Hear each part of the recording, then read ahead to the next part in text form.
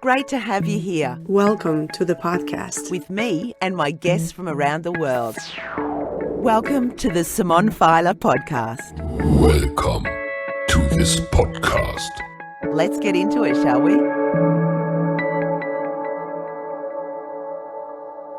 On the Simone Feiler podcast, I have an award-winning singer-songwriter, musician and poet in the studio with me today, a highly regarded creative talent and now author, Milena Cifali. Milena and her partner, Jim Horvath, were on a musical tour in Brisbane and celebrating a family Christmas and New Year at the end of 2019 when their world changed forever. A friend of theirs called with a call that nobody wants to hear. My house is burnt down, your house is burnt down. Among the hundreds of victims of the devastating summer bushfires of 2019 and 2020, their Mallacoota home, their place of paradise, was gone. Milena, thank you so much for coming on my podcast today. Oh, an absolute pleasure, Simone. I appreciate it. It's certainly been a rough few years for you and for your family. But firstly, I want to congratulate you on your sheer resilience, your fortified strength.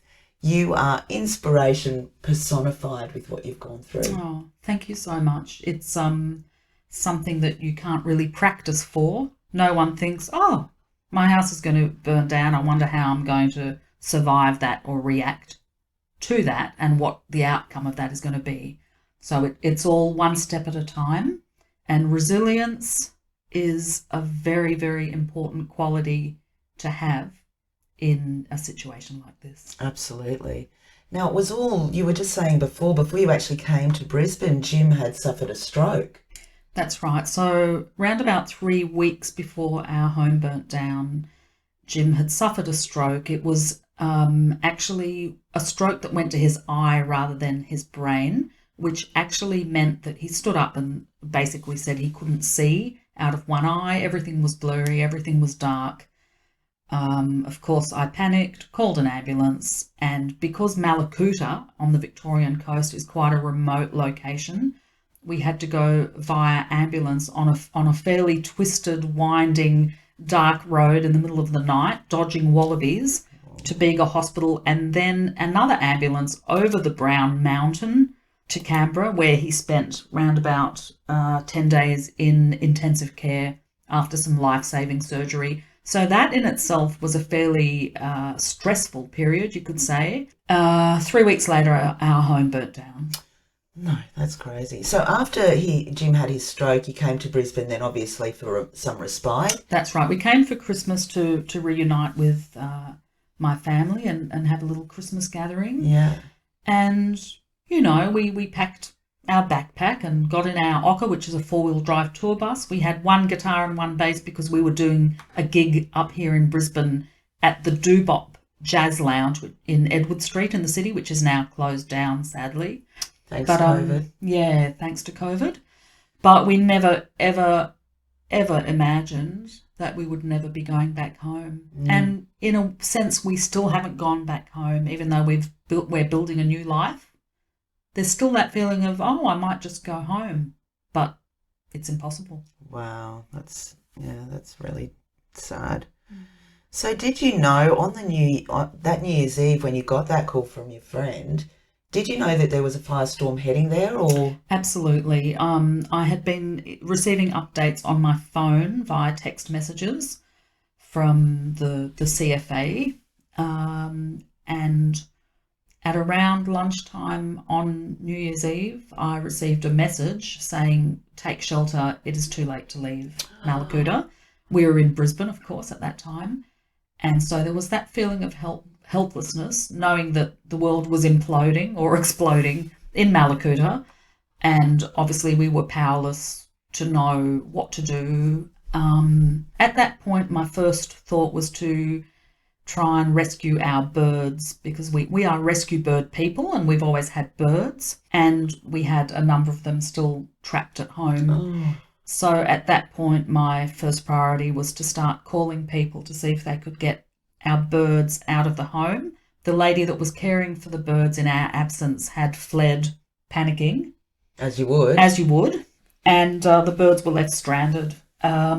Oh, I managed to find someone who put them in the centre of the room away from radiant heat, gave them as much water as could possibly fit in the bottom of their cages, lots of food, and they put the sprinklers on in the gardens around our place, and no one actually came to evacuate those birds, and not a day goes by that we don't regret that, because they all perished. Yeah, that's really distressful. But you weren't to know, you know. You No, did what you of course thought not. was the right thing, and, Yeah. you know, hindsight's such a beautiful thing. So how quickly then, well, I can't imagine that you thought, oh, let's quickly go back, but how quickly did you go back and check out? So after learning that our place had burnt down via that phone call from our friend, and also via turning on the ABC News 24 and seeing it all over the TV screen the following morning and having to Wow. process that. Did you see your house on the news? We did. It was the first thing we saw. They had chosen a picture of our block, and it seemed to be the picture of the day. It seemed to be splashed all over every station, and I think it was because there was a burnt out van there that belonged to my partner Jim, and they had just picked that image. So there was no escaping it. It was just there in our face every day. Wow. It was a very daunting image to process. I sort of felt like I was about to have a nervous breakdown or something. And it took me a little while to be ready to go back and face what was there, the aftermath. Logistically, we couldn't get in because roads were closed and trees were down, and it was just incredibly difficult to get in to Mallacoota. They were at that point still trying to evacuate people on Navy ships and that sort of thing. But eventually on February the 8th, we went down there, and I think personally for me it was too soon. I wasn't ready to face what I saw. And what I saw and felt was, you see, Mallacoota, our place, had been a wilderness paradise, and we were surrounded by wildlife, kookaburras, koalas, you name it. You know, we were just surrounded by wildlife. And when we got there, the first thing I did was get out of the car and listen, and it was just still. There wasn't one bird call, one butterfly. It was just stillness and blackness. All around us, there wasn't a blade of grass, there wasn't a green leaf. It was just blackness and stillness, and that's very confronting. Also, to drive back down your street into your driveway and to see rubble and ash, to see nothing, and to know that everything you ever had is gone is a huge thing, and I just don't think I was ready. I don't think you could ever be ready for anything like that. No, it's you can't prepare for anything like that. You know, and so many people went through that with those devastating bushfires. Oh, yeah. I mean, all along the eastern seaboard, homes were lost and razed to the ground. Mallacoota itself has a population of 1,200, and 200 homes were destroyed. So that is a very large percentage of homes destroyed to a small community. It's almost like saying, well, 1/6 of the houses in Brisbane burnt down. Wow. Or something like that. You know, if you imagine it on that scale, Wow. it's huge. And little communities all up and down the coast were traumatized, and people are still suffering trauma now. The Royal Commission into the bushfires a couple of days ago suggested that there are still people in Cobargo and places like that living in temporary accommodation without running water, and you know they're heading into winter, and that's a year on. So it's pretty outrageous. That is outrageous. And do you think that the situation with COVID has prevented them from sorting that out? Yes, there have been many reports coming out of Mallacoota that tradespeople couldn't get in to start the rebuilding process. Insurance people, you know, couldn't get in. Just electricians, the whole lot, you know, the roads have been closed. Then Victoria went into lockdown, so they suffered blow after blow. Yeah. And it really is a traumatised community, a very divided community now. Right, divided. That's Yeah. very upsetting. Yeah, because people have a vision of which way they want things to go as far as planning and rebuilding goes, and other people have other ideas, and then it becomes, you know, and they're all traumatised, and they're a bit sort of irritable with each other, short-tempered, and, you know, it's really hard to get the planning process going smoothly. Right. So when you got back down there and all of this happened, did you meet up with other residents and feel the same sort of situation or the same feelings that they had, or? It wasn't easy to find anyone. Everything was sort of bleak and everyone seemed to be locked away somewhere. I don't know, I can't even say in their houses because there were people that lost their houses, but I did connect with the guy that had actually rung me to inform us that our place had burnt down, Don Ashby, and he was the musical and creative lifeblood of the place. He used to organise all the concerts, all the lighting. He was on the radio, you know, he was just like the creative lifeblood of the town. Yeah. His place burnt down as well, and I found him at the Mud Brick Pavilion, which is the main hall where they had all the concerts and gigs going on. And he was there, I don't know what he was doing, but there seemed to be some sort of a cabaret show going on, and I think he was dealing with that. But we just fell into each other's arms and gave each other a long hug.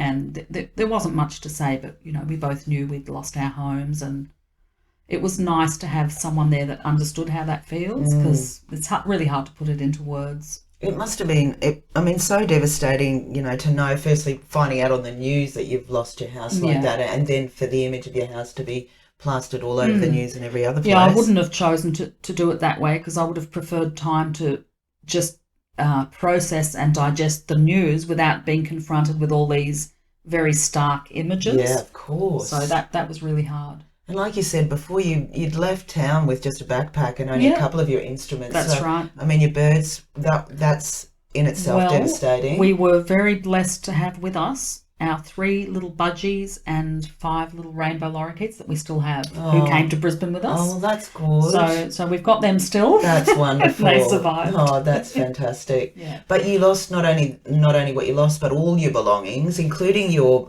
instruments. Lost a handmade guitar, concert guitar, which was absolutely beautiful and irreplaceable. You know, it was made for me. It was handmade. I lost all my guitar compositions that I'd written by hand, the old-fashioned way. Sort of a lifetime of music, really. All my books, cookbooks, clothes, treasures, you know, like a Persian carpet that had belonged to my great-grandmother and had travelled all over the world, and little things like childhood memorabilia that is very important to you, and it's all gone. Wow. And, you know, photo albums, and when you look back on it all, you realise that all you really do have are memories. And those memories do start to fade and get a bit murky with time. So I'm glad that I've written this book, because I've recorded while the memories were still fresh of what I've lost. You know, they're recorded in my book that I've written, Mallacoota Time. So that's helpful in a way. Yeah. So you're a classically trained guitarist. You didn't lose that.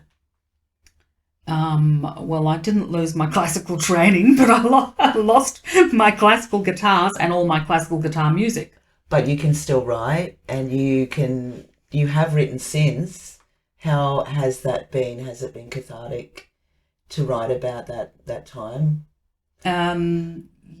Yes. I haven't written any music. I've written one song since the house burnt down, and prior to that I'd be writing like several songs every few weeks, or at least one song a month. So seems that musically I seem to have sort of dried up a little bit musically, and I think because that was such a huge event and such a cathartic event to happen, it's going to take a while for me to form some musical ideas to express that. Whereas I turned to writing words, writing a book, and yes, that was very, very cathartic and extremely helpful. I actually didn't sit down and set out to write a book. I didn't think, right, I'm going to sit down and write a book now. It was more that someone had donated us a computer. People in Canberra were very kind and donated all sorts of things. So I had this computer, and then once we got to Canberra, we went straight into lockdown. Yeah, I was going to ask you. And we couldn't, and, you know, we couldn't sort of network with people and play music and get out into the community. So I just sort of holed up and started writing. And every day I'd go in and write and find it very, I found it very healing. And over time I started to realise, wow, I've got 40,000 words. I could probably put this into a book and share my experiences with people. So that's what I've done. Yeah, good for you. Congratulations. Thank you. And you've also recorded your audio book. Yeah, recorded my audio book. How did you find that? Well, it's the first time I've ever done that, as well as write a book. So it's a very different process to the writing, because it's almost like reliving everything that you've been through again, but in a different format. And I think in order to be able to engage the listener of the audiobook, you can't just be reading the words. You have to go back into the moment like an actor stepping back into a role, and sort of feel the experience again so that you're engaging the listener. So I found that quite interesting, because I had to actually go through and feel my emotions again. And as I was reading, there were a couple of times where I teared up. Surprising things that I wouldn't have thought would have made me cry. Like I was talking about this one-eyed currawong that used to come and visit us, called Bungai. And we just loved him. And, I was reading the bit about Bungai, and I just started blubbering. Oh. And I thought, this one-eyed currawong, of all the things I could have gotten emotional about. Yeah, well, that was probably the essence of, your home in Mallacoota, I guess. Yeah. Yes, yeah. We had so many feathered friends and furry friends that used to come and visit us every day, so... What was it like living there before? You and Jim obviously had a good social connection with the people living there, and you did you get out and play in Mallacoota? We did, but being a small place, there wasn't a lot of opportunities for work, so we would travel a lot. We had a four-wheel drive tour bus called an Ocker, and we'd pile the birds into that and our instruments. We had a bed in there, and we'd travel for about maybe 3-4 weeks on tour, and all up and down the coast and to Canberra. And then we would come back to Mallacoota and just hole up. We would just walk on the beach, talk to the birds, just have a bit of downtime, maybe write another song, a week, 2 weeks, and then go off on the road again. So that was our lives. Yeah. Wonderful life. It sounds really perfect. Great. Yeah. So where are you now? Wow. Where are you now? I mean, that is just such a ride. And we didn't really go into the COVID thing. I mean, from Jim's stroke to then you're losing every single thing that you had in the whole world. Yeah. Then to be told, well, now you're going to be holed up for the next, little time. So we moved to Canberra because my son and my daughter-in-law were there, and my grandchildren. So we moved to Canberra, spent a year there. I grew up in Canberra, so I had a lot of friends there. COVID hit, we couldn't get out and play music, so I just concentrated on the book and getting the book out there, did a couple of book launches, took it to the South Coast, which was really ravaged by bushfires, and did a book launch there. And then we realised, time is ticking. We're in a rental place here. We've got to work out what we're doing next for the next stage of our life. How do we rebuild? And moving back to Mallacoota was not something I was really keen on doing, probably because of that first experience being so stark. And it was such a paradise to us. I thought, how can we possibly recreate that in that same location? It's easier to start totally fresh. And my son, as it turns out, my youngest son, got a job in Tweed Heads and said, look, you should move up this way, and, you can be grandma. And, so we started looking at homes around there. But there was a huge shortage of real estate because of COVID. So many people have been leaving the big cities like Melbourne and Sydney and buying into smaller communities. And it was just impossible almost to find a house there. And so we started looking over the border into Queensland. And suddenly God's country. God's country. Banana vendors. So now you're going to love it up here, I'm telling you. So now, we realised, there was so much more choice and a little bit better value for the real estate. And we have landed on our feet in a rather beautiful pocket of a place called Shayla Park. And it is like being in a little forest. We've got butcher birds. There are signs for koala crossings. We haven't seen a koala yet, but apparently they're around, and wallabies, and probably a few snakes as well. but it's very peaceful, and in a lot of ways it's reminiscent of Mallacoota, the only difference being that you can go 5 minutes down the road to a hyperdome, whereas in Mallacoota you'd have to go 2 hours to find a hyperdome. Small luxuries, eh? That's right. But so it's all very new. We've only been here for 2 weeks, just getting used to the weather, which is hot or not so hot. You've picked a good time because we're going into autumn. Into autumn. Although having said that, we had a very, very wet summer this summer. So. Yeah, so it's been mostly very muggy for us. We're not used to the mugginess, but we're quite elevated, so we get lots of breezes, which is nice. And yeah, we're just finding our feet, trying to learn how to drive on these insane roads and that are getting busier and busier since COVID's kind of coming to an end now. That's right. With the vaccine rollout. Yeah, and we're just sort of trying to feel our way, possibly musically, make a few connections. And so, but it's early days yet. We've just sort of finished unpacking our boxes. Well, congratulations. I said it to begin with, but I'm saying it even bigger and louder now. Congratulations. What a story. And I guess from listening to your story, maybe the writing of songs hasn't occurred again yet because you had to get down how that experience affected you in Mallacoota time, the book. Yeah, I think that it'll just take a while for the experience to settle and then for me to be able to express that musically. I think, usually when I write a song or a piece of music, it's something that's already happened and that I've processed and then that I want to express. But perhaps I just wasn't able to process this yet because it was so huge. Look out, there's an album on the way. So there's either an album on the way or a symphony or a few songs I don't know, and I don't know whether it'll be dark, angst-filled bushfire music or whether it'll be pleasant, breezy, kind of tropical music. I have no idea yet. Something to look forward to. I'm looking forward to it. So where can people, you're a musician, you're in Brisbane now, you do travel, you're still going to travel with your music. Where can people get in contact with you if they want them to have you perform at their place? Okay, so we have a website for our music, which is Bird, B-I-R-D, Duo, D-U-O, Bird Duo, all one word lowercase, .com.au. That's for our music. And should anyone be interested in reading the book, which has photos as well, it's beautiful. That is www.Mallacoota, all one word lowercase, .com.au,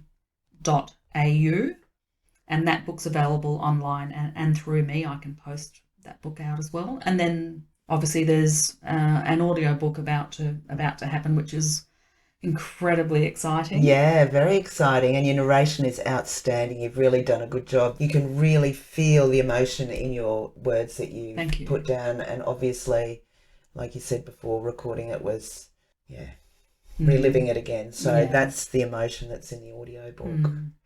You said that you would be interested in maybe taking a little excerpt from the book for us. Are you keen to do that? Oh, that'd be lovely. I can do that. Awesome. So I've got a poem that I wrote on New Year's Day. So, our house burnt down. We got the phone call at 9 p.m. on New Year's Eve. And in the morning I turned on the TV. There was that image of our house gone. And on that day, in the middle of all my confusion, I wrote a poem. So it's very raw. And I'll just read a little bit of the intro into that poem and then the poem. Thank you. A warm, breezy Brisbane morning awaits after a fitful night of sleep, wrestling anxiety and bedsheets, ashen images playing out in my mind. We turn on ABC News 24 and there it is, an image of our home, flattened, razed to the ground, ash and rubble. There is no doubt it is ours. There is no escaping. All day, these images flash before our eyes. On New Year's Day, I write a poem. My love story with Mallacoota is finished. Possum Requiem, Ode to Mallacoota. The phone rang. He told us we had lost our home. I've been for a drive, I'm still alive. My home is gone, and so is yours. Engulfed in flames on New Year's Eve. Just too hard to believe. How do I say goodbye to our ancient tree that held so many birds safe in its arms? How do I say goodbye to a koala, our koala, Aristotle, sheltered in its crook? The birds, our birds. A glimpse of golden light in the western sky, and then gelato colours, softest pinks and blues, Mallacoota hues, fading to dark, revealing glittering stars above Mallacoota waves. On the cool night balcony, the salt air wrapping its gentle breezes around us and caressing our souls. How do I say goodbye to a nighttime visit from our possum friend who gave us possum hugs? Is he alive? Did he survive? My heart beats in time with this forest and this sea. How can it be that I must say goodbye to this paradise? I can always buy a new toaster, a kettle, a cup, a plate, but it's too late to sit together on our old blue couch on our veranda and watch the rainbow lorikeets frolic, or Mrs. Magpie sing for her supper, or play guitar in the morning sun and music with friends on a full moon night. Wherever I may roam, I may create a new home, but this sense of place has gone. This was our Mallacoota magic. How tragic. I can't imagine how you got through that. I said to begin with, you were resilient. Jeez. Well done. Well done. Thank you. It's only up and on now. That's right. Onwards and upwards. That's right. Yeah. And you're in a new state, literally. Yeah. Not sure what the state is, but yeah, I'm in a state. You're going to love Queensland. It's going to be kind to you. I feel Thank it. you. I feel it. I think there's going to be lots of opportunities. We're getting together with the Brisbane Authors Networking Group through Bang, meeting new friends. You'll be playing before you know it. Oh, fantastic. And from the bottom of my heart, thank you so much for coming in and talking to me today. Thank you so much for having me and for your support, and it's great. Thank you. And if anybody wants to contact Milena one more time with your website that they can contact you, it's mallacoota.com.au. Yeah, or birdduo.com.au. A wonderful name, very apt. All right, well, take care. And thank you so much. We'll keep in touch, I'm looking forward to it. Thank you. Thank you. Thanks for joining me. Thank you. And my guests from around the world. Thank you for being a part of this show. The Simone Feiler Podcast. Catch you next time. It's a wrap.